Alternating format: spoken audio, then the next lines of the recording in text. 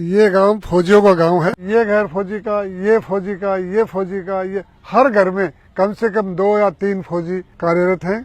अब ये जरूरी तो नहीं है जो देश की सेवा कर रहे वो सिर्फ हिंदू ही करे, हम मुस्लिम भी तो कर सकते हैं सर। बिल्कुल सारे फौजियों के घर, वो फौजी है, सरपंच रहा हुआ है, शबीर अहमद मेरे चौथा का लड़का, 8 भाई है, वो 8वें फौजी है। मुसलमानों से देशभक्ति का सबूत चाहिए तो राजस्थान के इस गांव में आइए। ऐसा इसलिए क्योंकि जब nationalism, anti national, Hindustan Pakistan और हिंदू मुसलमान की बात हो रही है तो हम पहुंचे हैं राजस्थान के धनोरी गांव में। एक ऐसा गांव जहां सबसे ज्यादा मुसलमान इंडियन आर्मी में हैं, या यूं कहें यहाँ हर दूसरे घर में कोई ना कोई इंडियन आर्मी में है और वो देश की सेवा कर रहा है।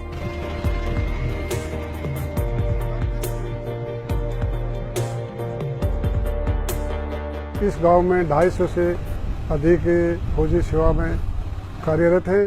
250 के करीब रिटायर हो गए हैं, 15 शहीद हैं, 3 जख्मी हैं, 3 युद्धबंदी हैं। इसको फौजियों के नाम से ही जाना जाता है। मैं 1965 में भर्ती हुआ था और 1971 में हमने ये युद्ध लड़ा था। उस टाइम में मैं भी एक प्लाटून हवलदार की हैसियत से लड़ाई लड़ रहा था, एक प्लाटून को कमांड कर रहा था। 1971 में मैं 14 दिसंबर को घायल हुआ जब मेरे को ब्लास्ट लगा था। उससे मेरे पाँव में जख्म बना और हॉस्पिटल में मेरे को ट्रीटमेंट मिला। उसके बाद मैं ठीक हो गया। उसके बाद में मैं फिर सेवा करता रहा।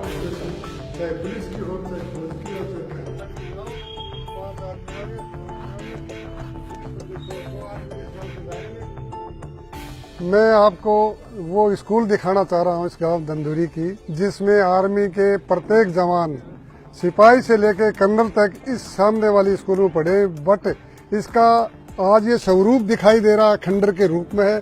इस ओर सरकार कोई ध्यान नहीं दे रही है। ये हमारी याद है। जिस भी गांव में आपको लगभग हर गांव में शहीद स्मारक मेमोरियल मिलेगा। आप रोड पे जाओगे आपको नजर आएगा, लेकिन हमारे गांव में अभी तक न तो कोई मेमोरियल बना है। तो एक मेमोरियल तो बन सकता है यादगार के तौर पर। उसके लिए हमने गांव वालों ने काफी प्रयास भी किया, लेकिन हमें प्रशासन की तरफ से, गवर्नमेंट की तरफ से कोई भी मदद नहीं मिली।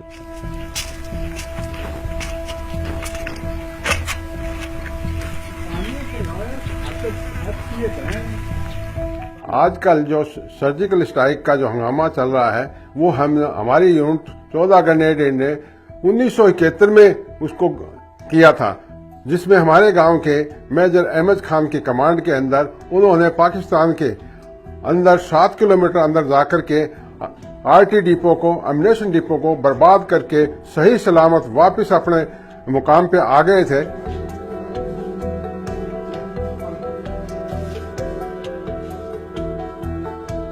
वन रैंक वन पेंशन का मतलब मुद्दा उठाया गया था और सरकार ने उसको मंजूर किया, लेकिन अभी तक भी धरातल के ऊपर वो पूरा हमारा नहीं किया है। धरातल पे नहीं उतरा, इसका क्या मतलब? धरातल पर नहीं उतरने का मतलब ये है कि उनको इक्वल अभी तक पैसा नहीं मिल रहा है। सरकार ने जो बेनिफिट देने की घोषणा की थी वो अभी तक धरातल पर सही नहीं उतरा है। उनकी एक पेंशन नहीं बन पाई है अभी तक। ये क्या दे रही है राज्य सरकार और केंद्र सरकार?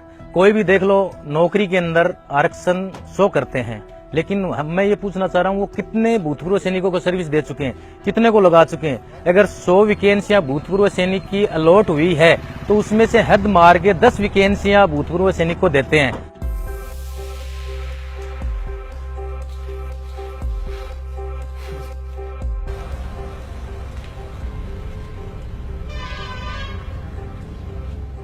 रिजल्ट आया है, उसमें हमारा सिलेक्शन हो गया। अभी 1-1.5 महीने के अंदर हमें ज्वाइनिंग मिल जाएगी। किस चीज में ज्वाइनिंग हुई आपकी? हमारी आर्मर्ड सेंटर अहमदनगर महाराष्ट्र।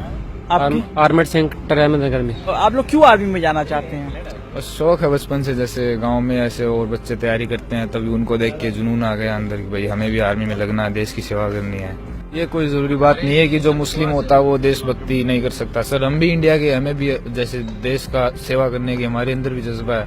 आप लोग जो हिंदू मुसलमान जो करते हैं वो सेना में ऐसा कोई नहीं है। सेना के अंदर हम सब एक साथ रहते हैं, एक साथ लड़ाई लड़ते हैं, ऐसी कोई मतलब भावना ही नहीं। लेकिन आज ये देश के अंदर जहर फैलाया जा रहा है कि हिंदू मुस्लिम, ये एक अफवाह है और लोगों को गुमराह करने का तरीका है। अब अगली बार आपको सोशल मीडिया या कहीं भी कोई हिंदू मुसलमान या नेशनलिज्म का सर्टिफिकेट बांटता दिख जाए ना, तो इसको ये वीडियो जरूर दिखाइएगा। बाकी खबरों के लिए जुड़े रहिए द क्विंट और क्विंट हिंदी के साथ।